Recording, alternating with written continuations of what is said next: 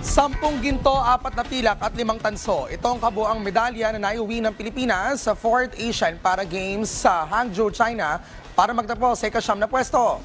Nanguna para sa bansa ang para-chess athletes na humakot ng 13 medalya, kabilang na ang 5 gold haul nitong nakaraang Sabado para matulungan ang bansa na umangat sa medal standing.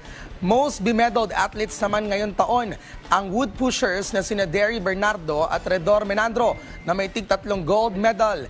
4 na medalya naman na nasungkit ng Philippine Para Swimming Team, kabilang na ang buwan naman ng ginto ng veteran para tanker na si Ernie Gawilan. Sa para-athletics, 1 gold at 1 silver naman ang naibulsa ng wheelchair racer na si Gerald Mangliwan.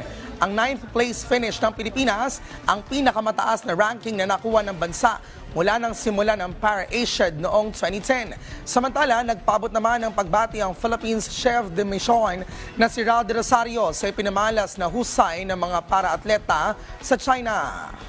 We're really very proud of everybody, especially those that contributed to the medal standing.